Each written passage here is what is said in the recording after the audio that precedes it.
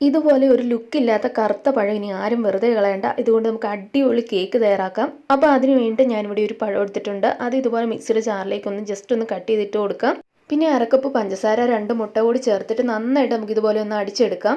ഇതിലേക്ക് ഒരു അരക്കപ്പ് സൺഫ്ലവർ ഓയിലും കൂടെ ചേർത്ത് ജസ്റ്റ് ഒന്ന് നമുക്ക് അടിച്ചെടുക്കാം. പിന്നെ ഒരു പാത്രത്തിലേക്ക് 1 കപ്പ് മൈദ, 1 ടീസ്പൂൺ ബേക്കിംഗ് പൗഡർ, 1/2 ടീസ്പൂൺ ഗ്രാമ്പൂ പൊടിച്ചത്, ഒരു പിഞ്ച് ഉപ്പ് ഇതെല്ലാം കൂടെ ചേർത്ത് ജസ്റ്റ് ഒന്ന് മിക്സ് ചെയ്തെടുക്കാം. ഇനി ഈ പൊടി നമുക്ക് കുറേശ്ശെയായിട്ട് മിക്സിയുടെ ജാറിലേക്ക് ഇട്ടിട്ട് 2-3 പ്രാവശ്യമായിട്ട് ജസ്റ്റ് ഒന്ന് കറക്കിയെടുക്കാം. പിന്നെ ഞാൻ കുറച്ച് ഡാർക്ക് ചോക്ലേറ്റ് ഇതുപോലെ ഒന്ന് ചോപ്പ് ചെയ്തെടുത്തിട്ടുണ്ട്. അതിലേക്ക് 1 ടീസ്പൂൺ മൈദ കൂടി ചേർത്ത് ഇതുപോലെ ഒന്ന് മിക്സ് ചെയ്തെടുത്ത ശേഷം നമുക്ക് ഈ ഒരു ബാറ്ററിലേക്ക് ഇട്ടിട്ട് ഇതുപോലെ ഒന്ന് മിക്സ് ചെയ്തെടുക്കാം. ഇപ്പോൾ കേക്കിൻ്റെ ബാറ്റർ റെഡി ആയിട്ടുണ്ട്. ഇനി 180 ഡിഗ്രിയിൽ 10 മിനിറ്റ് പ്രീഹീറ്റ് ചെയ്ത ഓവനിൽ ഒരു 45 മിനിറ്റ് ഒന്ന് ബേക്ക് ചെയ്തെടുക്കാം. അപ്പോൾ നമ്മുടെ കേക്ക് റെഡി ആയിട്ടുണ്ട്. നല്ല അടിപൊളിയായിട്ട് കിട്ടിയിട്ടുണ്ട്. അടിപൊളി സോഫ്റ്റ് ആയിട്ടുള്ള കേക്കാണ്.